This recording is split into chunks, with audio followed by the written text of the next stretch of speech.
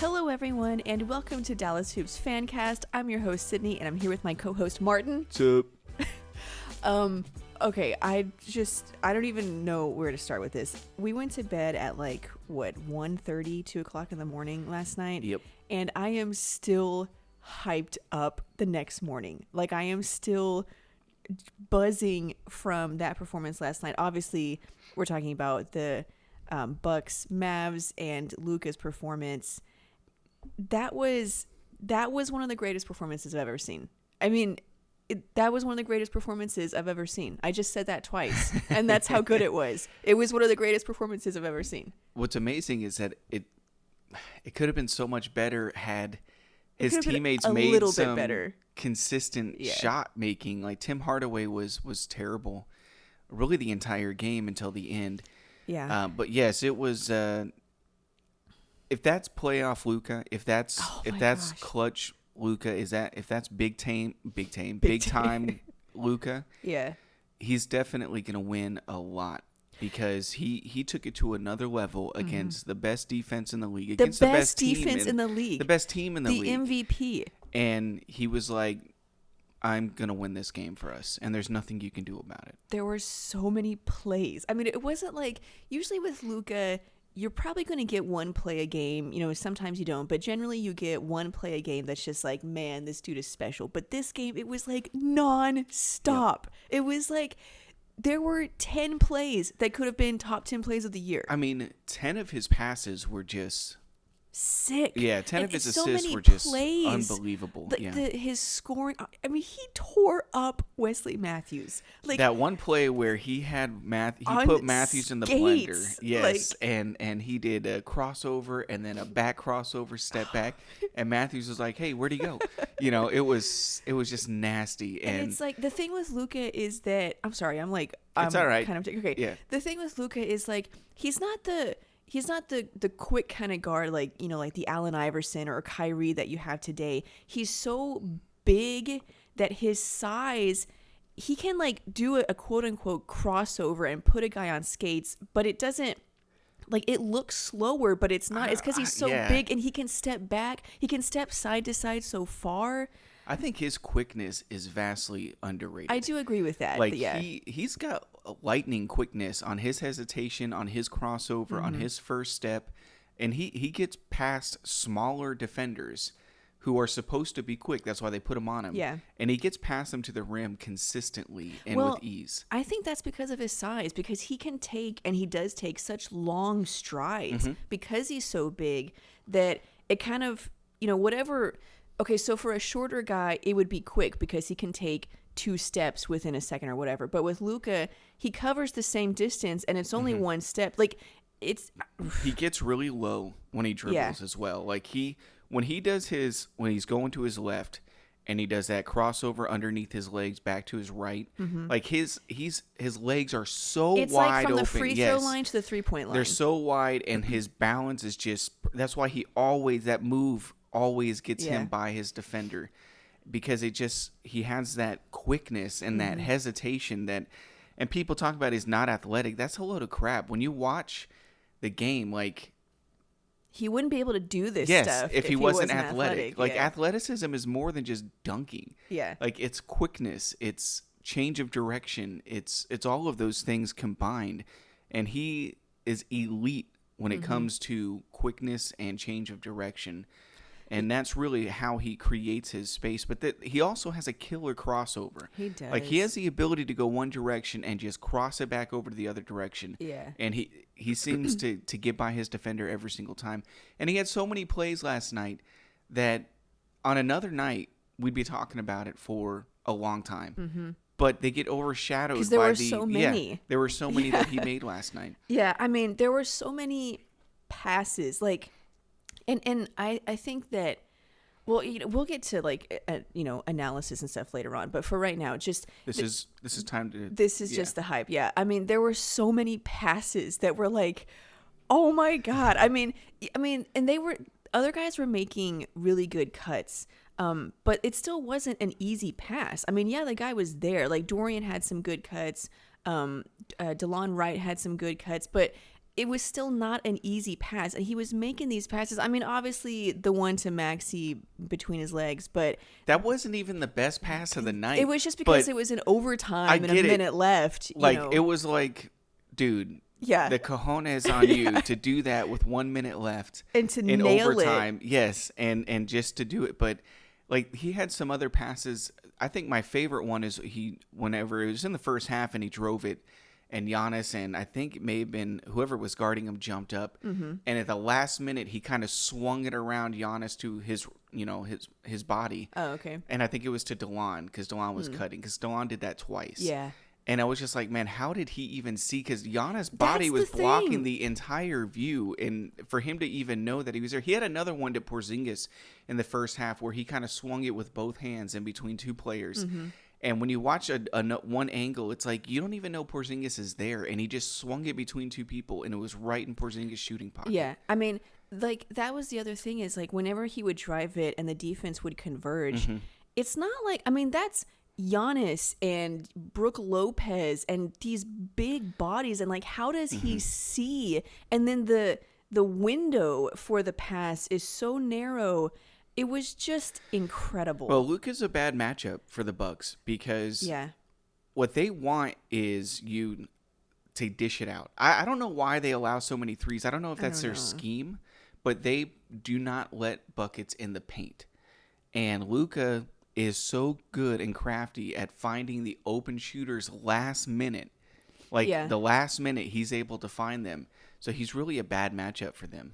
I mean, well, the other time they beat them, Luka wasn't playing. But I mean, same scheme. But yeah, I mean, he just had so many plays that were just wrong. Just so mean. It's like, man, these guys have families. You can't do that to them. Like, there was the one when he put Matthews on skates. He did that twice to Matthews. The second time, the main one, Matthews kind of, when they were walking back down the court, Matthews did a quick glance at him. He didn't and even look at him. He was like ashamed to look at him in the face. He couldn't even make eye contact. I remember that one. Yeah. I mean, it was so good. And then I think the very first highlight play from Luka was when he did the fake behind the back thing that Rondo sometimes does or used to do. He did that, and then later, I mean, and that was like, we were going crazy over that, and we had no idea what was about to hit us. Yeah. I mean, that was those were the highlight plays, the passes, the scoring, the big shots. I mean, he made big shots down the stretch and in overtime. And that's the other part of it. I mean, aside from the highlights, he carried the Mavericks to a victory. Now, other guys had amazing performances like Dorian Finney-Smith, and we're going to talk about that, and Kristaps Porzingis, which I want to talk about because I feel like he deserves a lot of love. But really, without Luka, there was a point in this game where it was going the way that it always does, where they kind of had a lead or not. But, last 5 or 6 minutes, it was like pretty much gone. And you were like, okay, here we go again. Like, fun game from Luka, but here we go. But then he was like, no. Well, there was a point, I think, it was going down that path. And the Mavs started missing their shots. Luka even missed a shot. And the Bucks kind of made all of them. I think they went up by 6 or something, they 7 got hot. at like 2 minutes left or something. And it was like, okay, it's over. Yeah. But the Mavericks, they remained calm. They didn't call a timeout, and they just were like, we're not doing this tonight. And you saw the kind of resiliency that you need to be a top team in the league. To be able to fight through the adversity, which they have not done well this year. They don't fight through adversity very well. Yeah. When the other team is kind of stepping on the pedal, they crumble sort of a little bit. It's kind of like they accept their fate. Like, oh, you know what? Yeah. We're just not at that level yet. Yes. This we're a young team, blah, blah, blah. But tonight they were like, no, we got to draw a line in the sand at some point. We can't allow games to continue to go this way. And I thought tonight they did an excellent job with that. Yeah, I mean... And Luka, he just take away the highlights and overall his game management. This was a masterpiece. Yeah, it was a masterpiece. He controlled the game a lot like Jason Kidd would back in the day, where Jason Kidd's stats wouldn't be off the charts, but you can just see his fingerprints all over the game. He controlled every play, every aspect of the game, and that's what Luka did tonight or last night. Yeah, he was. I mean, he carried the team, and this point about their demons of the past of not being able to close out games. And Carlisle talked about that in his post-game comments. And we were actually talking about it, I think, before the game. You were talking about how at some point, and you bro, you said this before the game. Okay, you were words. Okay, you were like, at some point they're gonna get tired of it. It's gonna click. Something is gonna click, and they're gonna be like, you know what? We can win this game. We can compete. We are good, because they are good with Luka and Porzingis. And you were like, it might even. Did you say this? You were like, it might even happen against the Bucks. Or were you saying it might happen against the Clippers? I'm going to say you said against the Bucks because I think you're a genius, and I trust that you said that. But yeah, you were saying like at some point it's going to click for them. They're going to just get it and break through that. And I don't like saying after one game that this is what's going to happen forever, either winning or losing or a performance or whatever. So I don't know if this was that game, but at least in this game they had a moment like that. Well, what I was saying was it doesn't have to be next season. Mm-hmm. It doesn't have to be 2 years down the road. At some point, you don't know when it's going to be. Right. It's just going to be a moment where they don't want to deal with it. They can't take it anymore. They're tired of losing. They're tired of blowing the leads. They're tired of not performing well in the clutch. And they're going to draw a line in the sand and say, this enough is enough. And I don't know when that was going to happen, but at some point that will happen, and you'll see a change in maturity. Mm-hmm. All of a sudden, they will be able to compete against the best teams in the league late in those games. They're not going to win all of them, but at least they know, they believe they can compete. They believe they can win. And so that was going to happen at some point. I just didn't know when. I didn't think it would have to be something that waited till next year. Mm-hmm. And I honestly, I don't know if that was the moment, but you saw so many things happen differently for them that have happened in the past. One of the biggest things was Luka's free throws with 20 seconds to go. Well, he was 9 of 10 for the game. Yes, but those were the free throws that mature teams make. You know you have to make them. And he swished them. He swished them both. Yeah. And I think that's a confidence thing in Luka. It just kind of clicked, and I think his free throw shooting is going to be more consistent now, because that's the biggest thing when you're not confident in your free throws, and you have to go to the line with the game on the line. Yeah, you're nervous. But once you hit them and you're like, no, I have to make these going forward, then you want the ball in those moments, because you're going to make the free throws. So yeah, I think you brought out two things there. Part of it is just breaking through the wall and saying, we're going to fight. And a word that someone used in their post game, I think it was Dorian, used the word, what was the word? It wasn't persistence. It was relentless. Relentless, yeah. He used the word relentless. And I love that, because Carlisle usually uses the word persistent. And I think that kind of has a connotation of like drudgery, of just kind of fighting through it. But relentless has more power to it. Like, we're going to keep fighting, and we're going to knock these guys down because of our relentlessness. It's like a boxing match, essentially. Yeah. And so I think that's part of it, of just having that, no more. Like, we are going to fight to the end. And if we lose, whatever, but we are at least going to fight to the end. But then the other part of it is, like you were talking about, with confidence. And I think you have to have both to be an elite team. And at different points, we've seen one or the other. Last night we saw both. And I'm going to go back to a conversation I had in the previous episode of this podcast. If you haven't listened to it yet, I was talking to a Golden State Warriors beat writer, and I was asking him, what was a difference, if you had to pick one thing that was a difference between the young Warriors that had a lot of promise but couldn't win, they couldn't get it done, and the championship Warriors, what would it be? And he flat out said confidence.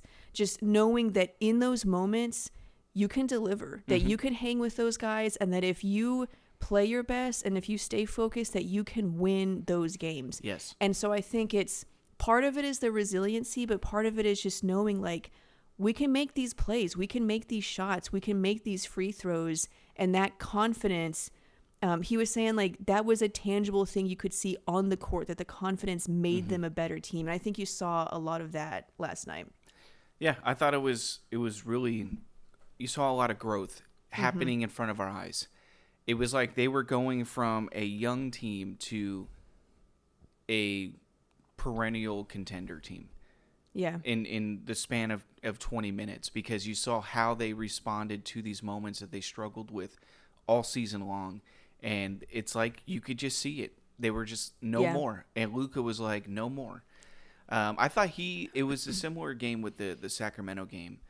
I know his numbers were, I mean, basically identical, except just swap out the rebounds for the assists.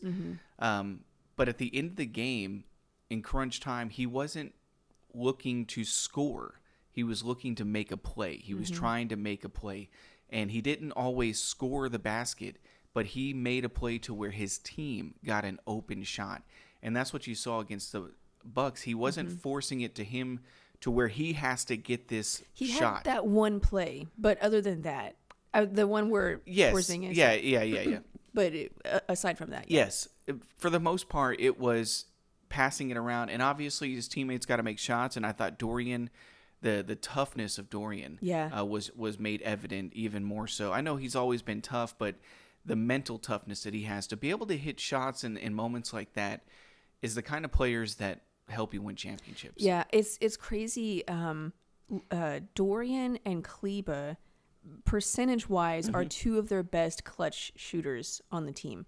And, like, Luka is obviously clutch, but percentage-wise, this year he's kind of struggled. But, yeah, it's surprising the guys that are, like, the biggest clutch shooters on the team. Those are the role players that you keep. That you want, yeah. Yes, because in big games, Game 7s, you need role players to step up like stars and make big shots. Yeah. And if you found some with Kleber and Dorian, then, yeah, you got to keep them. And the other players that haven't showed up in big games, i.e. Tim Hardaway, although Tim Hardaway has been great for the Mavs all season, he has times in moments where you need him, he disappears. Yeah. Yeah, and I'm glad that you brought up the Kings game, because really I wanted to talk about Luka just in the bubble as a whole, because I think that you were talking about before the season restarted that this might be a really good thing because we'll get fresh Luka. And the last time we got fresh Luka was when he averaged a 30-point triple-double in November. And I think he's averaging a 30-point triple-double in the bubble. And like 11. Yeah.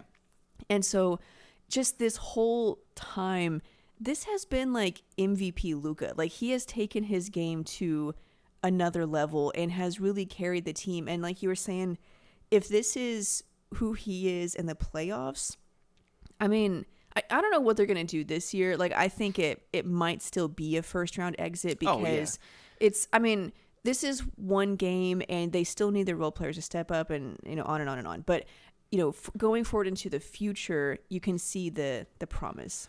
I don't think they're beating the Clippers, but I don't think it's going to be a destruction as much as everybody says. I think it depends. We wouldn't have said, a last game against the Rockets or whatever. No, I was saying it before even the Bucks game. Okay. Yeah, I was telling you, I think they're going to give the Clippers more of a fight than one. Carlisle has a way of instilling this kind of confidence in his teams when they're underdogs. He does really well when he's an underdog. Secondly, I think the Clippers may let their guard down a little bit because they've kind of owned the Mavericks in the regular season, and they've kind of owned Luka. Yeah. And I think Luka also is going to, the guy you saw last night against the Bucks, that's the guy we're going to see in the playoffs. So I think they're going to get a couple of wins from the Clippers, but I don't think they're beating the Clippers. Yeah. But really just like for the future, I think it says a lot. But one thing it shows also is you don't have to wait 2 more seasons. True. This team can be contenders next year. Let's not get a bunch of 1-year deals and wait for Giannis for 2021. Yeah. And it's like, come on, we have our 2 stars. Yeah. Just move on now. Start building around them. Well, that's the thing. Is like, okay, in 2021, admittedly, it's not just Giannis. It's basically every good player in the league is a free agent, potentially. Right now. Yeah, they might not. Yeah. They might sign offers and all that. But there are a lot of really good players. But like you said, the Mavs have their 2 stars. And it's not like I want to settle. I mean, obviously, if you can get better, I want to get better. But I don't think that you need to waste a year or, however long and try to go after another superstar. But you don't need to do that anymore. Like, you're in the position that you wanted to be in. Where now you just need to fill out the roster. Exactly. Like the two stars that you've been trying to get the last 25 years. You have them. You have them now with Luka and Porzingis. So now it's just building the roster. It's phase B. I don't want to see phase 2. I don't want to see a bunch of one-year deals for a bunch of no-name guys and going into next year because we're still young and growing. Yeah. I want to go for it next year. And are you going to win it? Probably not. But you need to start putting that in Luka's mind and Porzingis' mind, is you guys need to contend every single year. Yeah. And I don't think there's any need to wait. I think you just go for it. Yeah. I mean, they're already in the playoffs. And if you look at, again, I was comparing them to the Warriors whenever they had like Steph and Clay, but they were still a young team. I mean, it was a few years before they even made the playoffs. And then they were a second-round exit, and then they were a first-round exit, and then they won the championship. Well, and let's look at the difference between their record right now, 42-30. But let's be honest, a lot of those losses were late-game losses. Mm-hmm. So clearly, they were the better team for 40 minutes of the game. Yeah.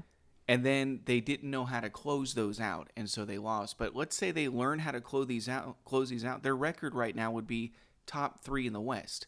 So they're already, you have the contending pieces with Luka and Porzingis. You just need to get them experience. Yes, and exactly. So bring in some playoff battle-ridden veterans that can make shots when you need them to make, can make a defensive play when you need them to make one, and just start contending. Yeah. It was just this whole time in the bubble, Luka has just been, he's been crazy. He's been leading the team. I think Carlisle also talked about his leadership, how huge that's been. And we don't know what goes on in the huddle. When they have these moments of like, no more, like we need to close out this game. I think in their previous game against the Kings, I think it was the Kings, they were talking about having that moment of like, we're going to fight through this. Like, who knows who says what, but Carlisle talked about Luka's leadership. So whether it was vocally or just on the court, he showed a tenacity. And Tim Hardaway Jr. was talking about how Luka's defense, like when you see your best player playing that kind of defense, that says something to the rest of the team. And that's another thing. Luka's defense, it has not been a weakness for him. No. It's been a strength for this team. He has been a good defender. Yeah. He's even shut down a player a couple of times. He's really good at getting to the spot before the offensive player. And he kind of just shuts them off, and it throws the offensive player off a little bit. Like he builds a wall. Yeah, and every now and then, because he's so big, he's just so strong. He's so long and strong and big and that tall. His body is just big. And when his arm is up in the air, it's high up there, so it's got a lot blocking the line of sight for the shooter. If he can play defense like that consistently, which he has been in the bubble, I don't know what else can we say about him. The guy showed tonight or last night against the Bucks that when he figures it out, when he has that confidence, when he believes he's the best player in the league and there's nothing you can do to stop him, there is nothing you can do to stop him. Yeah. He just beat the best team in the league. I know it's just one game, but it's the way he won. He beat them. Nobody has put up that stat line. Yeah. It wasn't like he did his normal thing or he had an inefficient night, but he got his guys involved or whatever it was. He put up a historic night on the best defensive team in the league, one of the best teams in the league, the MVP, who is also a defensive player of the year candidate. Yeah. I mean, he put up one of the greatest performances in NBA history against that team. I mean, and I don't know how much of this is him being fresh and, could he sustain this over 82 games? I don't know. We'll find that out, obviously. But for now, he's been amazing. He's averaging 29 points a game for the season, so... Yeah, and I'm mostly referring to the defense. Like, could he sustain that over 82 games? Well, that's another thing I want to talk about is his conditioning. Because he's playing some crazy minutes right now, and he's playing it really, really hard on both sides of the court, and he does not look tired. In fact, he looks like he's getting better as the game goes along. And in the past, that really hadn't been the case. Like, there would be times where he's so exhausted, he's over at the bench drinking water while the other team is shooting free throws. And it hasn't shown in this case. It looks like he really worked hard on his conditioning because he's been playing really hard defense and he's been carrying the team on offense, and he gets better as the game goes along. And he doesn't look, like you were saying, he doesn't look gassed. No, he looks like he could play another game. Yeah, he's averaging, I'm just looking at the numbers, like over 40 minutes a game in the bubble. Yeah. And he looks great. Yeah. Yeah, he doesn't look tired at all. And I think that's really a good sign because the all-time greats, they had that ability to carry a team for 82 games and through the playoffs. Yeah, I think in his post-game interview, I think with, I don't know who, he was talking about one of the things that he worked on was his conditioning. He said he also worked on his shooting, but he worked on his conditioning a lot. It's really showing now, in my opinion. I think his conditioning looks great. It looks, like I said, he's getting better as the game goes along. Yeah, and he's at least not declining. Yes. Yeah. You know, and that's really, like you were saying, a sign of these great players, like watching Dirk for so many years. He was the best in the fourth quarter and in his very best in a close game, like last 5 minutes. And that's not a lot of players can do that, but that's when you need them the most. So that's when they have to be their best. And that's a lot of conditioning. Yeah, the conditioning, because when you, in the last 5 minutes of a game, you're doing a turnaround fadeaway jumper. Like, yeah, your legs have to be there. The balance has to be there. The legs have to be there at the level that they are in practice. So, you know, his ability to do that, and I think with Luka, at least what you're seeing in the bubble is his conditioning is on another level right now. Yeah, I mean, I'm so hyped from last night's game. I mean, that was just... This looks like third-year Luka. There was just so many plays and buckets and so clutch. I mean, the free throws, the final play, I think it was possibly in overtime or maybe to send it into overtime to... That last shot that was like the floater in the lane. And this is like, overtime, yep. This is against guys. I mean, Eric Bledsoe was on him. Wesley Matthews was on him. You know, when he drove it, he's driving into Giannis and Brooke Lopez. Yes. I mean, these are like obviously some of the best defenders in the league, which is why they have the best defense in the league. I mean, these are tough defenders. And when you watch it, it's not like, I mean, they were on him the whole time. Like, he was able to shake Wesley Matthews, you know, because Matthews is an overrated defender. I mean, you know, he did good. He actually did very good on Luka tonight, but Luka was able to shake him. But for the most part, these guys were on him the whole way, and he just got these tough shots that were like insane, or these passes that were just insane. And we can move. I don't even remember his shots. Like, his passes were so awesome that I'm trying to think of what baskets did he. I know he scored 36 points. He got a spot up 3-pointer. Yeah, I remember that one, but his passes were so insane that I don't even remember his scoring. Yeah, he had a spot up 3-pointer. He had a step back 3-pointer. He had the runner. Good. He just looked good. He had 2 turnovers. I know. Yeah. I mean, this was a perfect game. It was the focus, the mental focus that he had. It was one of the greatest games I ever witnessed. Yeah. And so we can talk now about the offensive scheme, because we talked about whenever Luka would drive it into the lane, the defense would converge on him. Like that was their scheme. And Luka had to make these passes.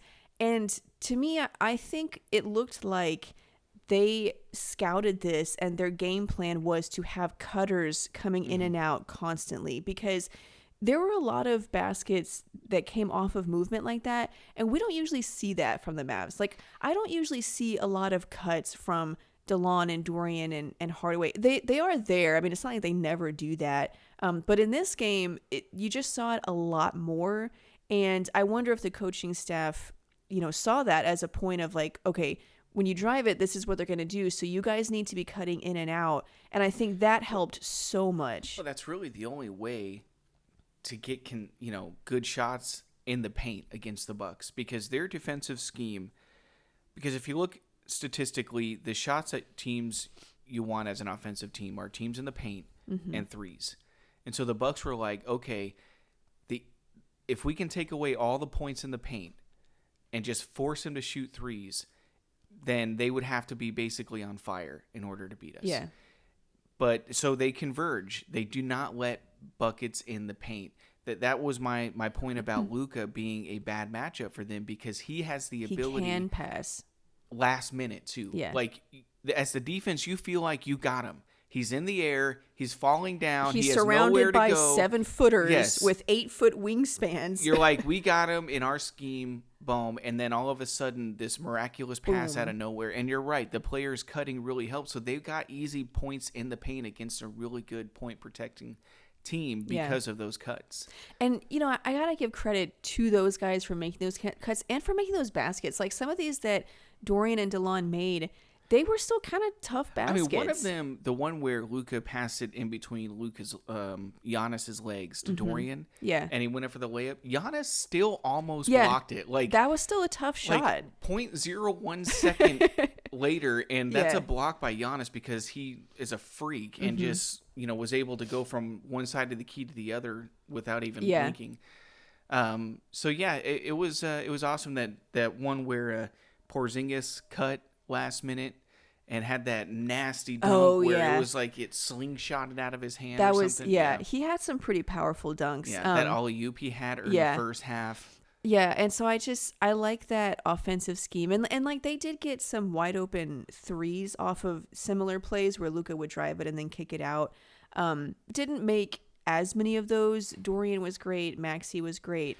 Seth he didn't even really play. Hurt. Yeah, I think he's still hurt. And Hardaway, he's really struggled in the bubble. He's had games where he scored 20 plus points, and he's had games where he scored 5 points.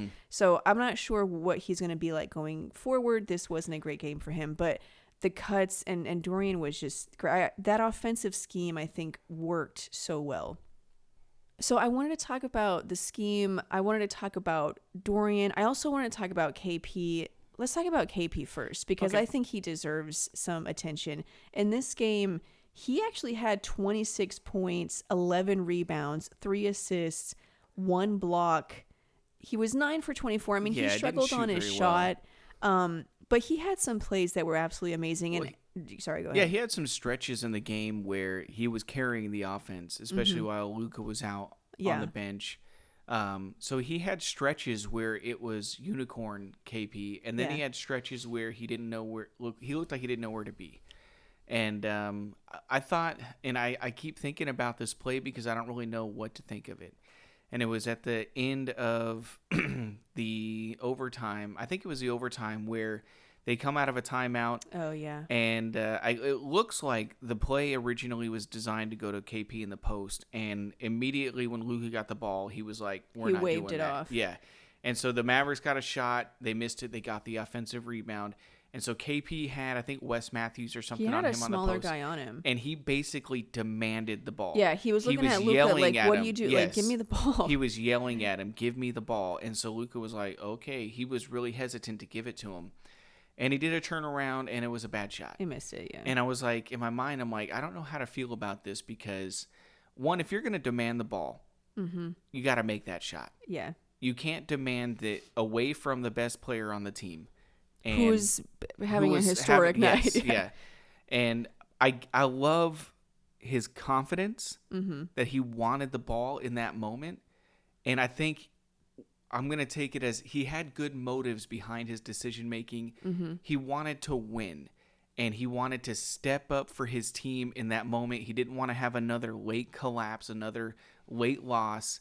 And so I think that's where his mindset was. We hadn't scored in a while, so give me the ball. I'll get the basket. I have a mismatch, yeah. Yes, and so I want to take it as good motives from his point, or from, his where side. he was coming from.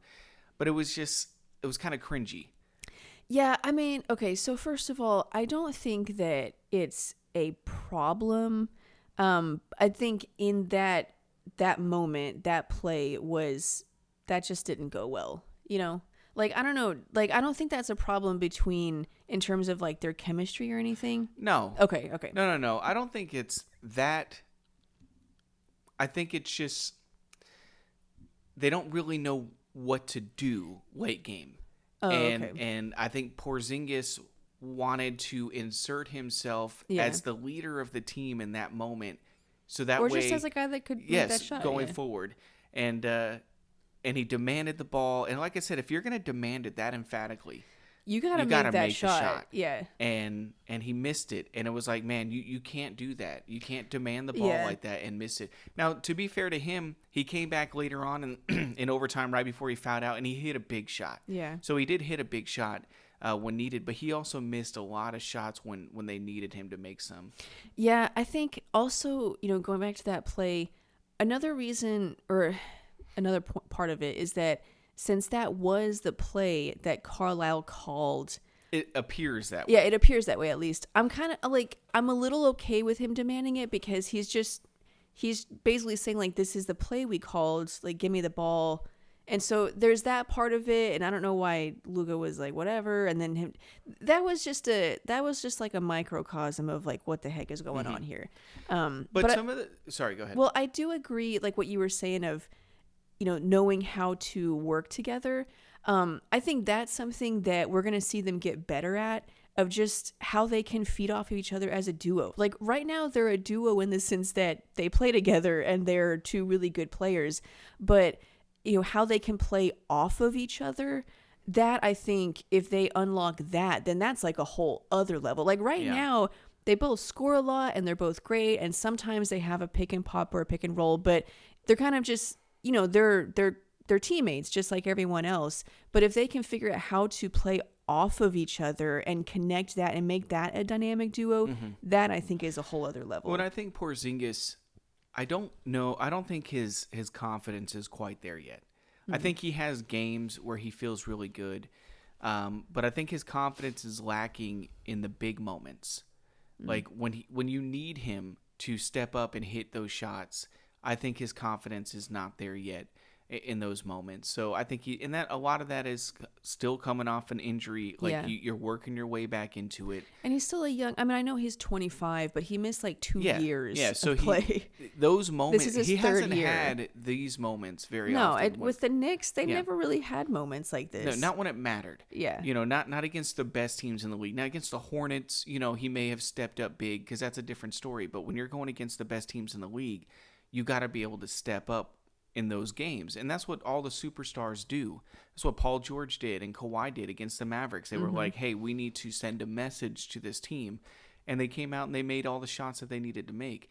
And I think that's where Porzingis' confidence is lacking right now. He wants to be that guy, but I think there's a little bit of hesitancy there. Yeah, I like at least that he wants to be that guy and is trying to put himself in a position to be that guy, because it's the same thing like we were saying earlier. Eventually, you're going to break through. As long as you're willing. Hopefully. Yeah, true. As long as you're willing to be in those positions and take those shots, then eventually you will build up the confidence to where you can make those. Yeah, there's two things that will happen, though. Like, either he will continue to think he's that guy and not deliver, or he's going to recognize, hey, I'm not that guy. Luka is better. But I can still support this team. And, he's got to accept his role. And obviously it's too early to determine that now. Yeah. But for me, what I've seen from Porzingis is that's where he's struggling right now, is when you need a basket, when you need him to step up, he's falling short of that. And I think it's just a confidence thing. Yeah. And honestly, your point about him accepting like where he fits in the hierarchy, I guess, I think he does a really good job of that, because you never see him look frustrated or quote unquote pouting. Like, you never see that. After games, he's always very self-reflective, like, what he could do better, or why did this not work or that not work. And so I think he already is very good at recognizing he doesn't have to be the man, or maybe if he made a mistake, like he legit made a mistake, he doesn't blame other people. I think he's really good at that, and so I think that is like invaluable. Yes, I love Porzingis, and I believe at some point he's going to get to that level to where when you need a bucket, he can deliver for you. It's just not there right now. Yeah. And at some point, that's going to click for him also. And again, it doesn't mean it has to wait till next year. It could happen at any moment to where all of a sudden, and it has to be a game that matters. It's got to be a game that matters against a really good team. It can't be against the Kings or the Wizards or something where you come up big in the clutch, because, Harrison Barnes would do that for the Mavs. Yeah. Back when Harrison Barnes was the guy against a really bad team, he would take over and win the game. but you need your superstars to do it when it matters, and that's where his confidence, I think, is lacking. Another good sign that I saw was after Porzingis fouled out, he looked, I mean, obviously he's frustrated because he just fouled out. And, again, he was like, 9 for 24. He talked about how he missed these just wide open shots. Yeah. And so he looked like walking to the bench. He looked like just really disappointed in himself. But then right after that, Luka had the between the legs bounce pass to Maxi.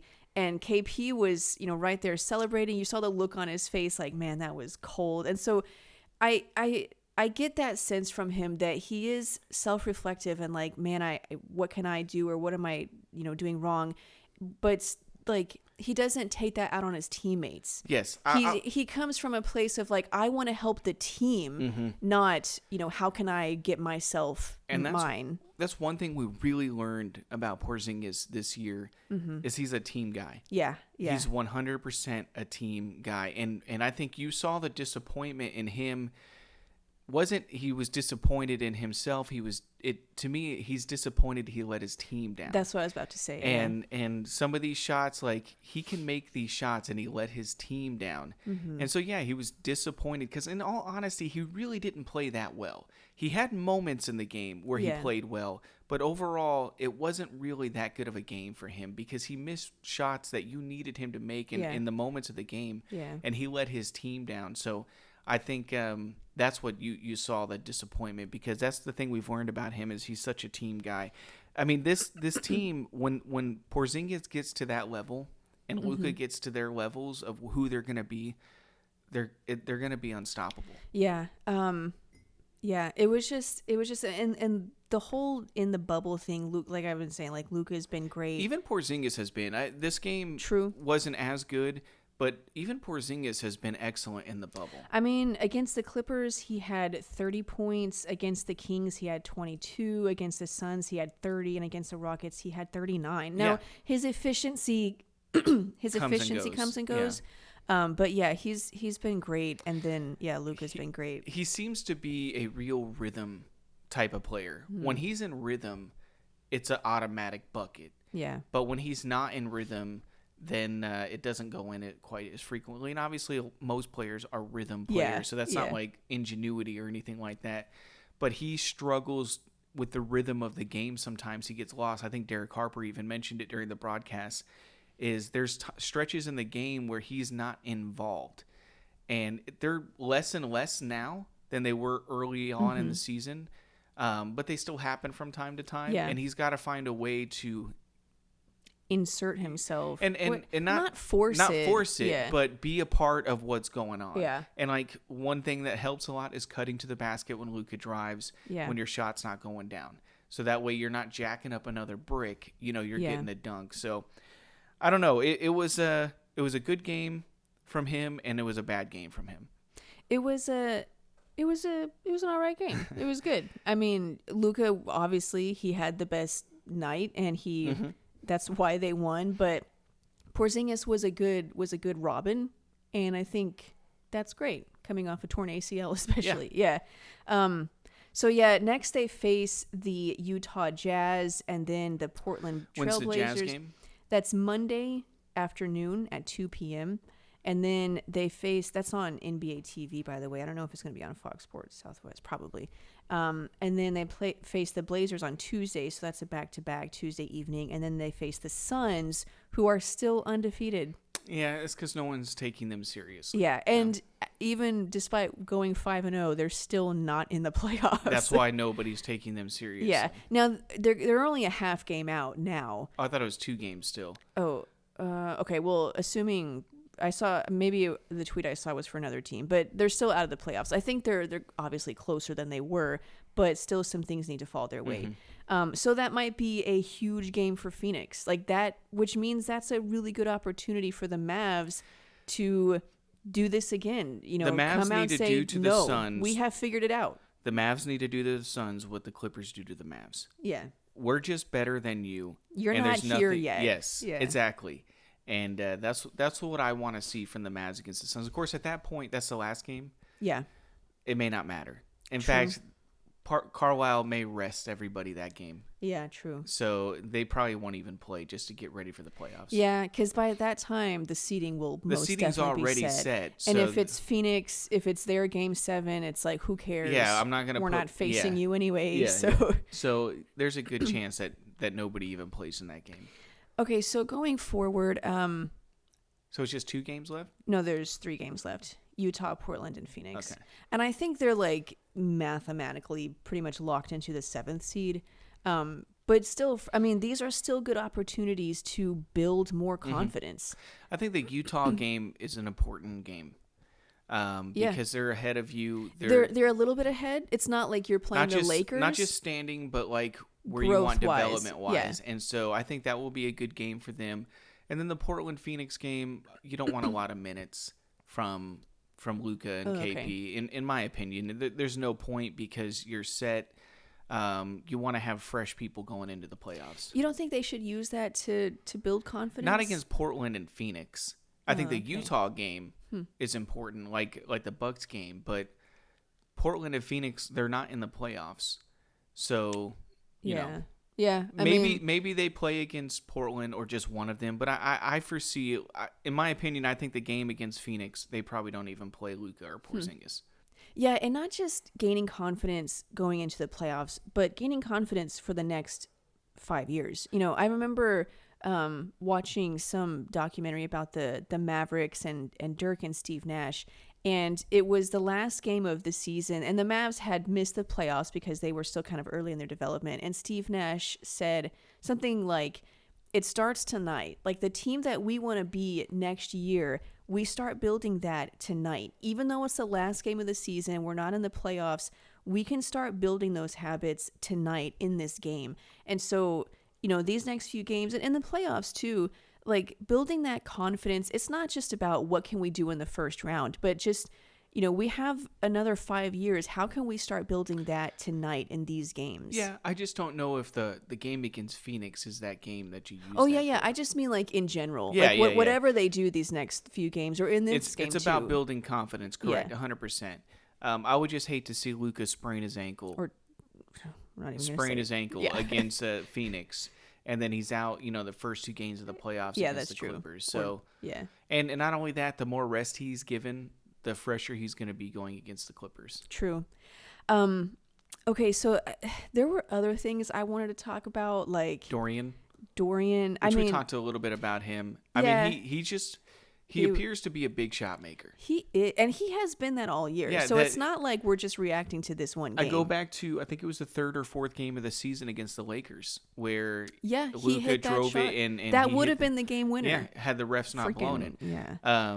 But yeah, so he appears to be a big shot maker, and Maxi appears to be a big shot maker. Now I'll say, you know, I don't remember what pod I was listening to. Like, Dorian is a very good defender. He's not a, you know, all like first team all defensive, probably not defensive player of the year candidate. Does that matter at this point? No, because he's the best perimeter defender they have. If they choose to upgrade him at some point, fine, whatever. But right now, I think he's the kind of piece that you keep on as you grow this into an elite team, because he's the 3-and-D guy. He makes big shots, and he's inexpensive. He's very cheap. In my opinion, the difference between a all defensive team candidate, I already know what you're going to say, and a defensive player of the year is publicity. Yeah. How many fouls can you get away with because of your reputation? And he's still an unknown in the world, in the basketball world. When you say Dorian, they're like, who? Yeah. You know, Dorian Finney-Smith. Who? If he ever gets to make a name for himself, in the playoffs is when he would do that. Yeah. Then he would be in that conversation as he's one of the best defensive players in the league, because Draymond and all these other players, they have this reputation for being top defensive players in the league, but they get blown off the dribble. Just like anyone. Just like now, are they really good defenders? Yes, but they're not perfect. They're not freaking, Jordan stoppers. So Dorian is the same way. I just think he just doesn't get that publicity. I think he's still an unknown in the league. Well, and he'll have a good opportunity if they face the Clippers, because he'll be guarding, either Kawhi or Paul George. Even on switches. I think he's a better matchup for Paul George. Actually, either one. I really like how Maxi guards Kawhi.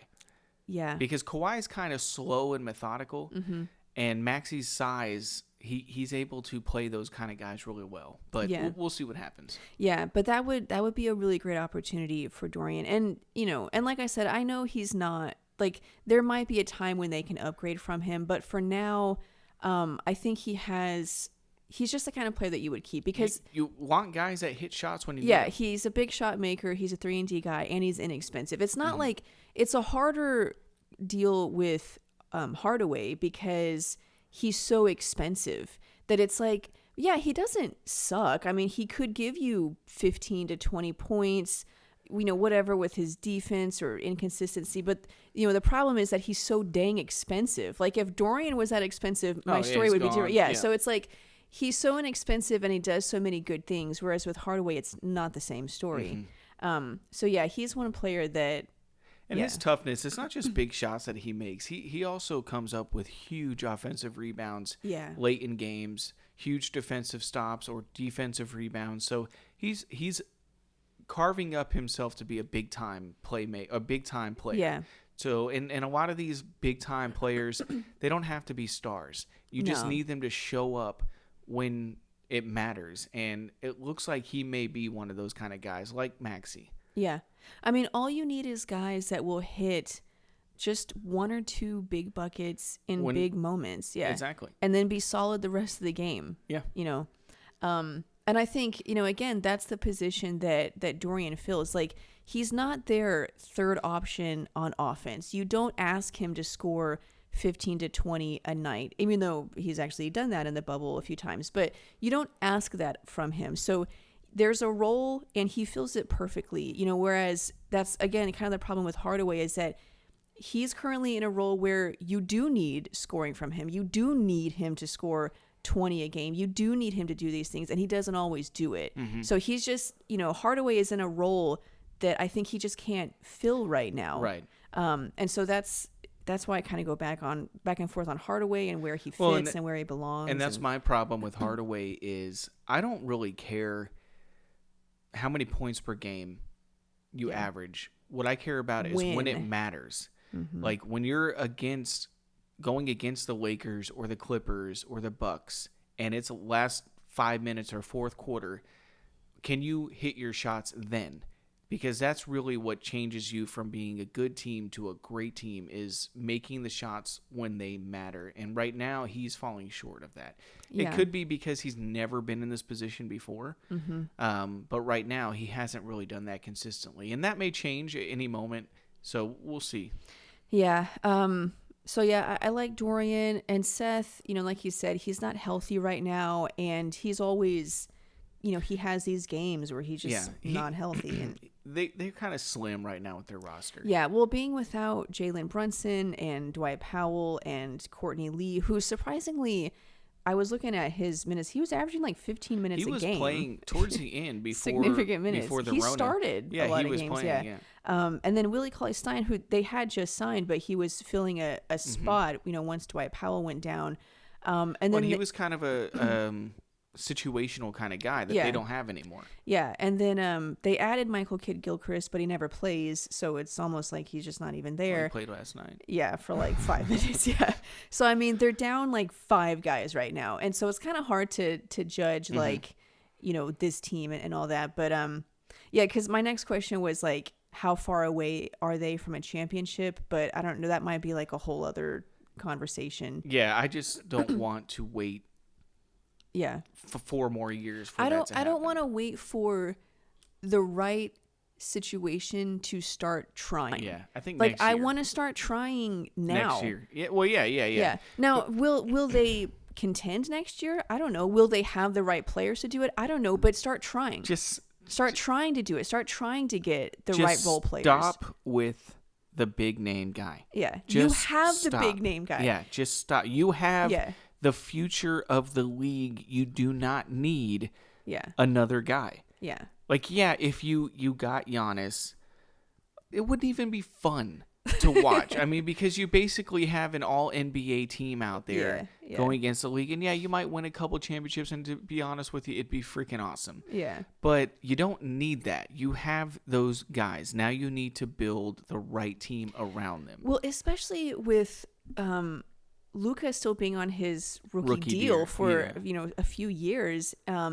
Like the team that you could build of role players, like, yeah, you could spend $20 million on Giannis, or you could get the best role players in the league that will be here for a long time, that once he gets his max, you can still get all these. I mean, you could build a dominant team with so much depth. I mean, to me, I would rather do that because I think it's more likely. And I think, I don't like super teams anyway. So, I mean, if they got Giannis, obviously I'm still rooting for the Mavs. But I don't really like super teams. I think it would be bad for the league. I think a better thing for the league is Giannis and Luka being a rivalry. Yeah. And yeah, I mean, and it is perfect because Luka's in the West and Giannis is in the East. And and seeing them two in the finals against each other next year. Yeah. Is what's good for the league. Yeah. And especially, the league also wants to be global, and these guys they're both Europeans. I mean, I just think that would be so great for the league. And I mean, that's what I want to see. I want to see Giannis stay in Milwaukee. Like, I want to see Milwaukee benefit from what they did, from drafting that guy. He averaged like 6 points a game his rookie season. They developed him. They built a team around him. They hired the right coach. Like, I want to see them benefit from that. Just like I wish that the Jazz could have done the same thing with Gordon Hayward. I want to see the Bucks benefit from that, and I want to see the league benefit from that kind of work, And so, anyway, we talked for an hour about we're kind of rambling now. One game. I'm not even rambling. I'm just talking because that was so amazing. I couldn't sleep last night because I was thinking about the game. Like I said, I can't even remember his made shots. I just remember his passes. I mean, 36 points. I don't remember all of those. His passing was next level, and it's like there were so many because they didn't even shoot well. They didn't even shoot threes well. There were so many. There were stretches where we were like, "Oh my god, just make a shot! Just make a shot!" And man, he easily could have had 25 assists. Yeah, easily 20. Yes, because there's that one that three that Dorian made that they waved off. Yeah. He easily could have had 20 more. He would have had a 30-20 14? Yeah, 14 game. You said, was it before the game or after the game, that you think he's the one guy that could get a 20-20-20 game? So Westbrook had one. Oh, okay. Yeah, he had one a couple years ago. It was literally 20, 20, and 21. But still. With 24 shots. Oh, okay. But yeah, so Westbrook had one. So it's been done twice now in NBA history, and I think Luka could be that guy. Luka could get a 30-20-20. Yeah. Luka could get a 30-30-30. Okay, let's not go nuts. He could do the 30 All right, for okay. Those are our thoughts on the bubble and the game and Luka for MVP. Just like, dude, let us know what you guys think. I mean, obviously, everyone's been going crazy on Twitter. But that's it for this episode. Thank you guys so much for listening. Subscribe if you're not subscribed. Leave a rating if you enjoyed the pod. You can listen to new episodes and read exclusive articles on DallasHoopsCast.com. The previous episode, I was talking about this earlier. I talked to Jared Castillo, who covers the Golden State Warriors, and because I saw a lot of similarities between the young Warriors and these current young Mavs, and so I wanted to see, how did the Warriors grow into champions? How did Steph grow into an MVP? How did they get good in the clutch since they were awful to start with? And so that interview is so great. It's the episode just before this. It's really interesting. A lot of little nuggets in there. So make sure you listen to that episode. But thank you guys for listening. You can follow me on Twitter @_Sydney Myers. Martin is @Martin L. Myers. The site is @DallasHoopsCast.com. We will see you guys in the next episode. Bye.